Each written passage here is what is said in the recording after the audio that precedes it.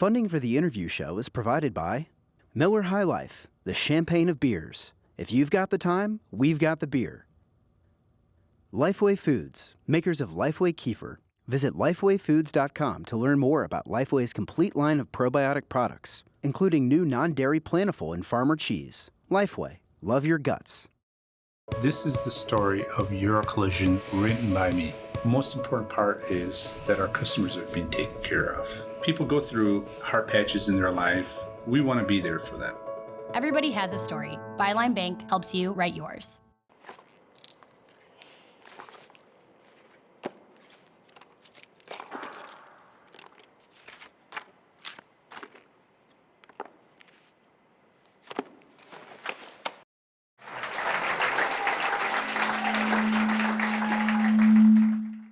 Dan Hooper is a professor of astrophysics at the University of Chicago. He's also the author of a brand new book called At the Edge of Time. Please welcome Dan Hooper. Hey, you're up quickly. How are you? I was sitting right there. Yeah, good. Am I good? Am I good? I look good. I look good, yeah. How are you? I'm great. All right. I love the Hideout. I'm always happy at the Hideout. Well, let's talk about the Hideout for a sec. Before we get into astrophysics, I'm much more comfortable talking about the Hideout. You've played the Hideout before. We have. I mean, you're an astrophysicist, but you're also in a band. Yeah, I play in this soul band called The Congregation. We play around Chicago quite a bit. In fact, just before the show got started, I noticed this poster. We played that show. That poster wasn't here when we got started. I think you put that up? It surprised me as much as you. Yeah. Let's talk about something that I guess is totally fascinating to me, which is that the Big Bang, which we all accept, except for some people in our audience, as being the way it all started, has only become an accepted theory by everyone within our lifetimes. Yeah, that's about right. I mean, when you and I were being born, roughly, right around that time, it just starting to become solid, respectable science. Before that, it had a bunch of decades of being pretty speculative, outsider science. And a century ago, like, no one could even have imagined it. We didn't have the conceptual framework to even start talking about it. So let's talk about what exactly the Big Bang is, and either of us could do it, but why don't you take it? If I get anything wrong, let me know. Okay. All right. So the universe is expanding. Yeah. What that means is that any two points in space are getting farther apart from each other as time goes on. Okay. That means if you run those equations backwards, in the past the universe was more compact, more dense, and more hot. Okay. You run it far enough back, it gets really hot and really dense. We call that the Big Bang. And that's all that was there. It was just this hot, Everywhere dense... in space was full of this hot, dense matter and energy. Everywhere. Okay, so one of the, I think, really fascinating things about the book is we, as a community, as scientists, accept the fact that this was the way it went, that there was this Big Bang. We also know a pretty fair amount about what happened in relatively recent history of the universe. By relatively recently, we mean everything except for the first few seconds. Right, which is absolutely fascinating. And one of the things that that's what the book's about, but one of the things that you talk about is there were things that happened in the Big Bang that if you would think about it the way based on the knowledge that we know, what exists now couldn't possibly exist. That's right. So for example, everything we know about the laws of physics say that for every kind of matter that exists, there's an equal and opposite thing we call antimatter. So the electron has a positively charged version called the positron. The quarks have antiquarks, and neutrinos have antineutrinos, so on and so forth. And everything we understand about this stuff says that they are always created and destroyed together. So we can't make more matter without making antimatter along with it. We can't destroy matter without destroying antimatter along with it. Mm-hmm.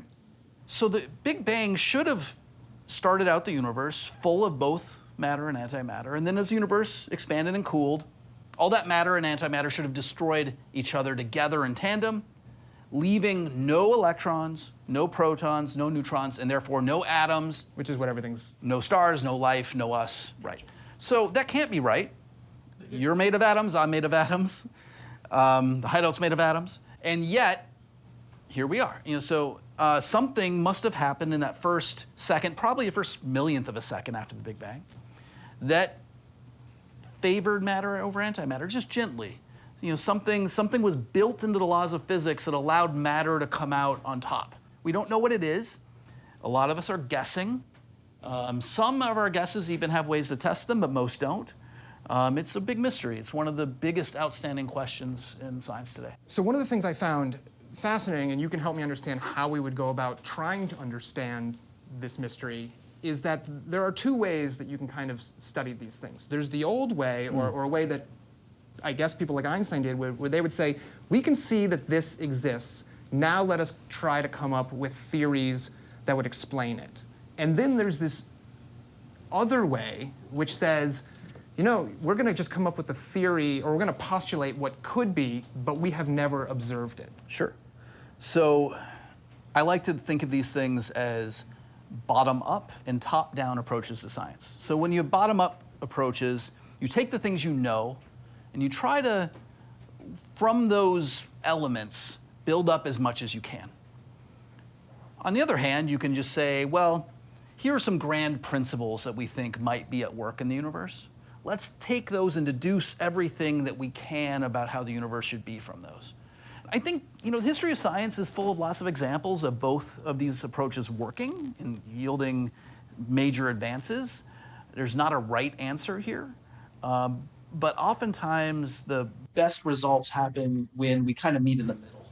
We can build something from the bottom up, take some principles and go top down, and build a coherent picture from those two approaches together. So where does a particle accelerator fit into that? Good. So Thank you.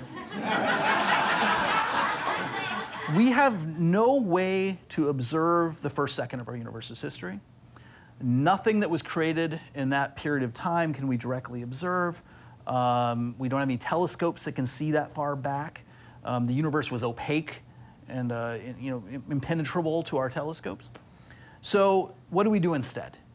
Instead, we try to recreate the conditions of that first second using particle accelerators. So the Large Hadron Collider is our biggest particle accelerator. Which you rhapsodize about in the book. You love it. See the twinkle, right? I think about the Large Hadron Collider, and I just don't have the vocabulary to tell you how strongly I feel about this machine. Yeah. This is the most spectacular machine any human beings have ever built. It's huge. Explain how big it is. It's a 17-mile circular tunnel underground.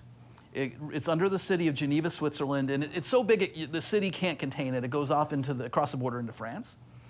Around that tunnel, they use powerful magnets to accelerate protons, almost the speed of light, 99.9999997% of the speed of light. Wow. Why can't we, seriously, why can't we get it the full? That takes an infinite amount of energy, and Sure. I don't have that. So we have a lot of energy, but infinity's a big number. So we take beams of these protons and smash them head on to each other in these giant gymnasium-sized conglomerations of 21st century electronics. It's amazing. In those collisions, all sorts of amazing science happens, explosions, particles coming in all directions.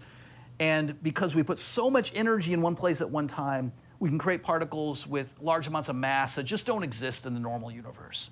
So we can create things like the Higgs boson that was discovered there in 2012. Yeah. We can observe things like top quarks and Z bosons, and the list goes on and on. And like I said, these are very rare things in the universe today, but a trillionth of a second after the Big Bang, the universe was full of this stuff. And that is the sort of condition, those are the sort of conditions that the Large Hadron Collider allow us to kind of recreate in this microcosm of Have you been there? Oh yeah, sure. Gift shop? They have a nice gift shop, a little museum.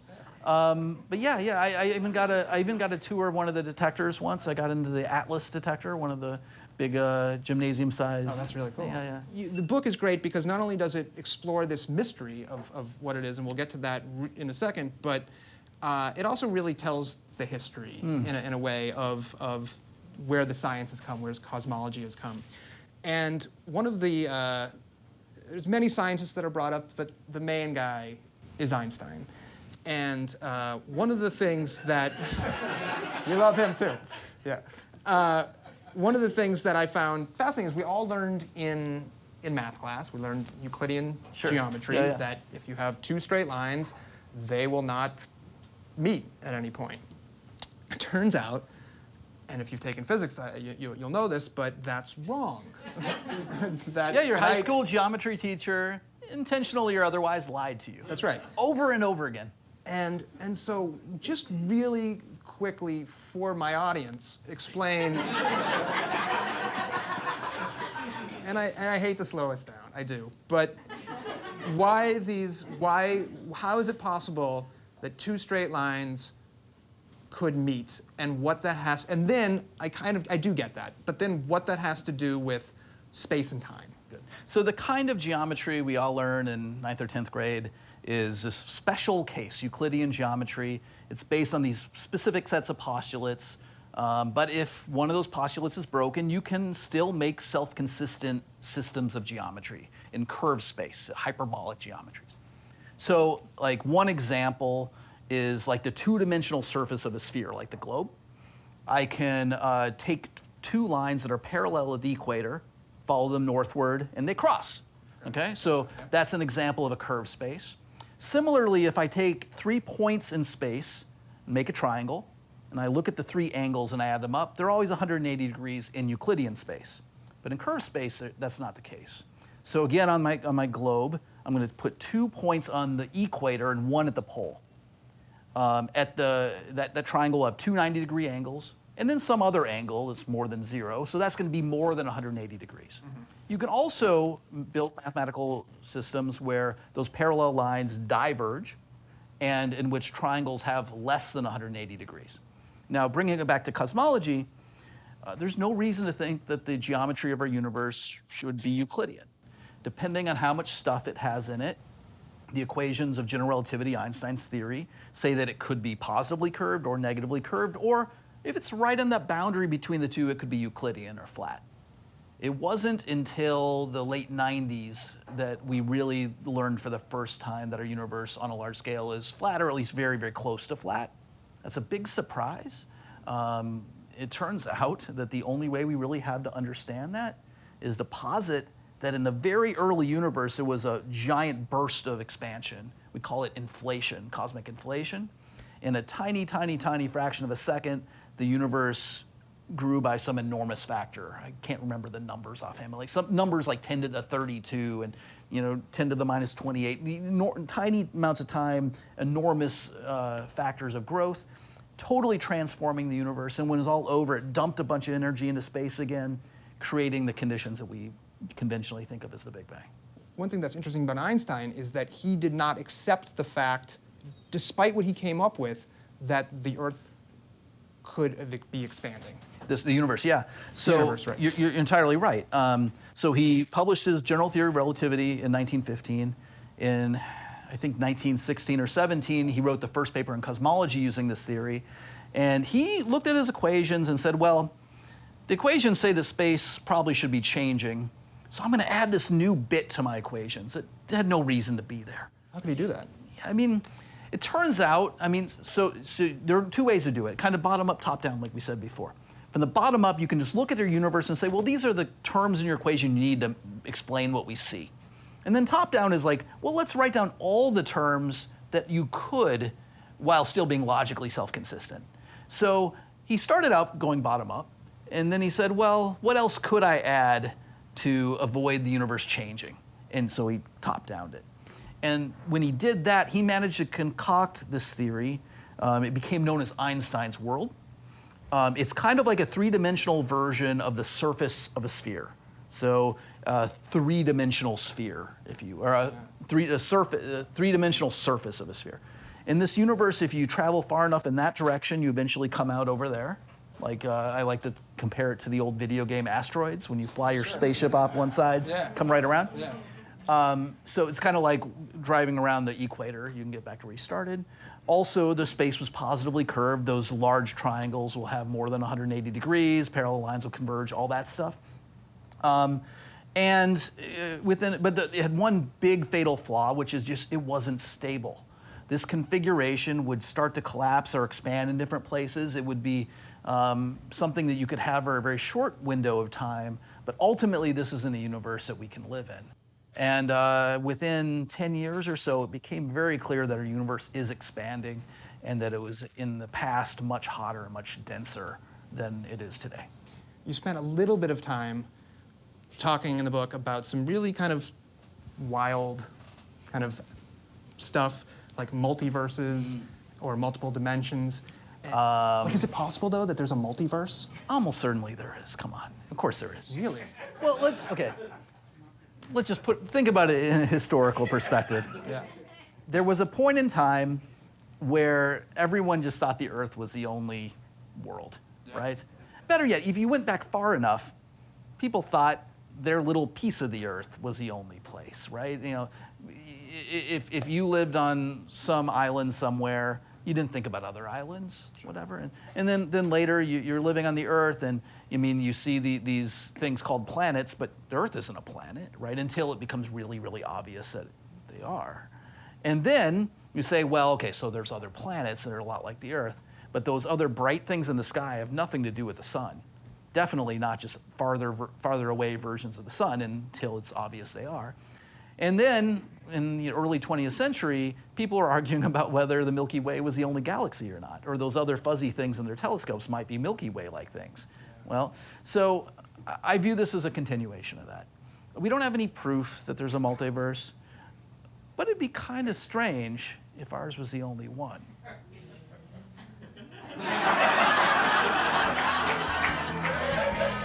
Dan Hooper, everyone.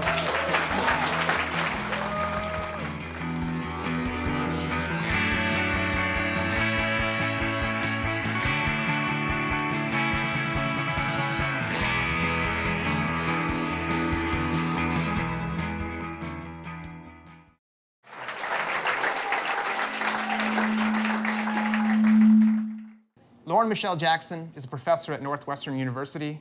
She's also the author of a book called White Negroes, When Cornrows Were in Vogue and Other Thoughts on Cultural Appropriation. Here is Lauren Michele Jackson. The book is wonderful, and it honestly made me think about cultural appropriation in many different ways that I hadn't considered. I think I had a base definition of it, but I wanted to start kind of with that definition, which is, what to you is cultural appropriation, and where does it differ from, there's a bunch of things happening in a multicultural society and ideas flow back and forth, which you fully talk about and acknowledge in the book. Where is that dividing line, if there is such a line? I actually don't think there is a line. So the first line of my book, I say appropriation gets a bad rap. And I mean that in the sense that appropriation as a base definition really just means to take something and make it appropriate to a new situation, right? And so we can think of a lot of instances in history, in art, where people are exchanging things, people are borrowing things. Artists do this all the time, and that's awesome and that's great. And so if we lived in a society that was, all people created equal, all creations created equal, right? There wouldn't really be a problem with that. There wouldn't be. There's no book. No, right. I mean, that's what you're getting into. You're exploring the power imbalance. Right. I mean, I'd like to think there'd still be a book. It would just be, it wouldn't be why this is an ethical problem of our time. It would be, here's some cool art that I like to talk about and walk on this journey with me. But yeah, and so, power and difference and inequality is really what creates the difference between, something that's borrowed and it's cool and we admire it, and something that is a little bit more dastardly, I'll say, where the person who created, the initial idiom or whatever, what have you, doesn't get credit for that, gets erased from history, doesn't get compensated, and then the person that borrowed is suddenly, ahistorically the person that invented it and gets to profit off of it and be, a millionaire, right? So in other words, it's the structures that are in place that aren't fundamentally changing. Right, yeah. Let's talk about fashion, because I thought, and it's in the title of the book, cornrows, white people wearing cornrows. Kim Kardashian has. One thing that I kept thinking about when I was reading your essay on fashion was this seeming contradiction that I hope you can help me make sense of between we hold up, and we still hold up, these Western white ideals of beauty that's been going on for a long time, to often nefarious purposes and often to harming people in the way they feel about themselves. At the same time, we're seeing kind of the opposite. We're seeing the cultural appropriation. So help me make sense of that contradiction. I would say that that contradiction is like the fundamental contradiction of America, right? Like from our founding, where we say, like, all men are created equal, a document and a founding that could only be possible, like, with the enslavement of, like, a lot of people, right?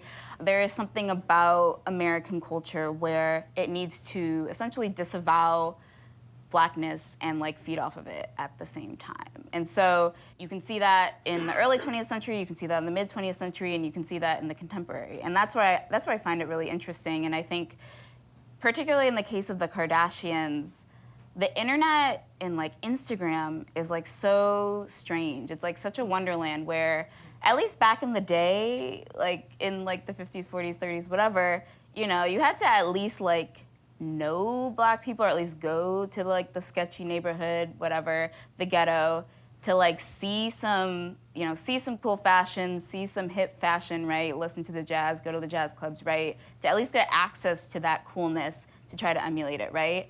But now it's like you can have no Black friends or no interaction with any Black person whatsoever outside of maybe the service industry, and still appropriate this aesthetic and this cool through people like Kim Kardashian and Miley Cyrus.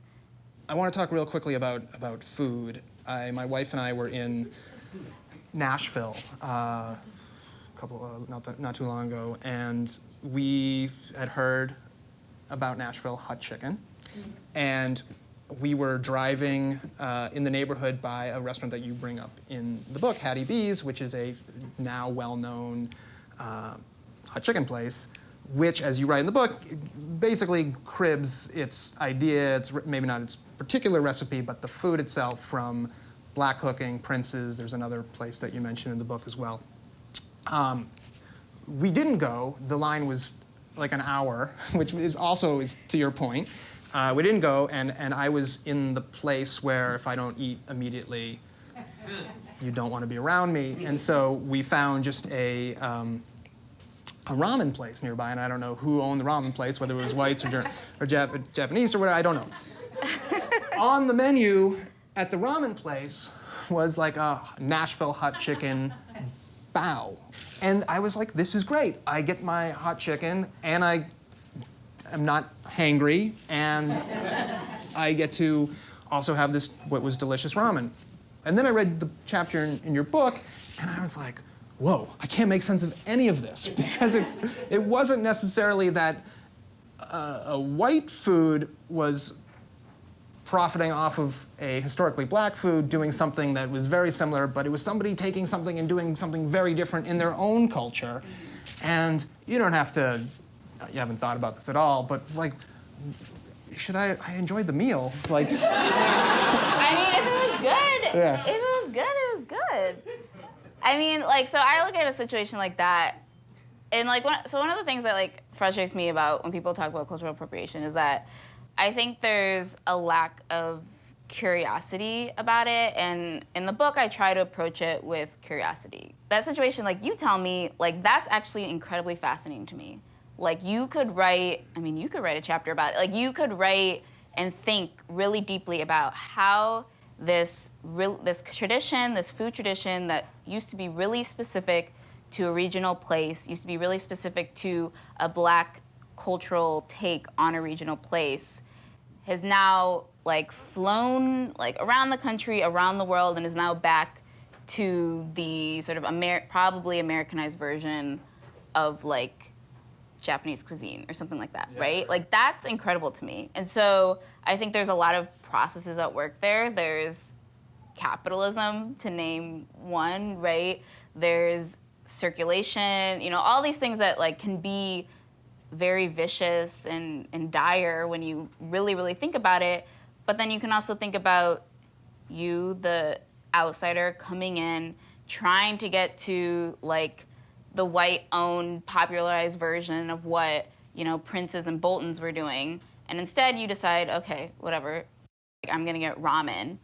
And then you still kind of get, and then you still get your little bit of like hot chicken with your ramen. I don't know, I think, you know, working on like multiple levels, working on like this very localized experience you had while also keeping the global in mind. I think that's how you do criticism, and that's how you approach something with curiosity. Lauren Michele Jackson, everyone.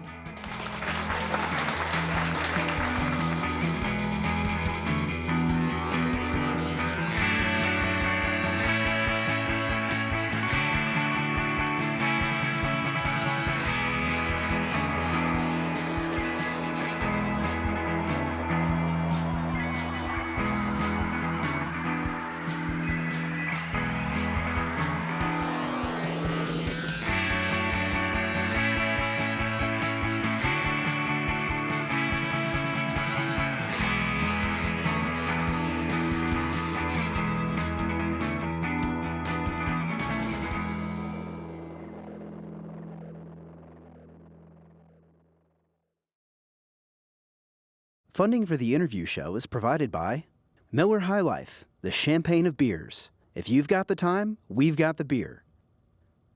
Lifeway Foods, makers of Lifeway Kefir. Visit lifewayfoods.com to learn more about Lifeway's complete line of probiotic products, including new non-dairy Plentiful and Farmer cheese. Lifeway, love your guts. This is the story of Eurocollision written by me. The most important part is that our customers are being taken care of. People go through hard patches in their life. We want to be there for them. Everybody has a story. Byline Bank helps you write yours.